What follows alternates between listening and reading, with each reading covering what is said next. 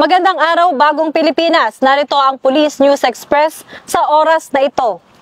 Bilang paghahanda sa inaasahang pagpasok ng severe tropical storm Uwan sa bansa, mas pinahigpit ng Batangas Police Provincial Office ang kanilang kahandaan. Agad na inaktiba ang lahat ng search, rescue and retrieval teams at RSSF ng mga component city and municipal police stations at provincial mobile forces. Tinitiyak ng Batangas Police Provincial Office na handa at kumpleto ang kanilang personnel at kagamitan para sa agarang pagtugon at pagdeploy. Patuloy din silang nagbabantay sa sitwasyon at nakikipag-ugnayan sa mga lokal na otoridad upang makapagbigay ng mabilis at epektibong tulong sa mga komunidad na posibleng maapektuhan. Hinihikayat ang publiko na patuloy na makinig sa mga opisyal na abiso at gawin ang lahat ng kinakailangang pag-ingat para sa kanilang kaligtasan.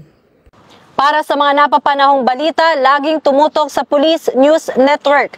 Ako po si Patrolwoman Sari Bernales para sa Police News Express.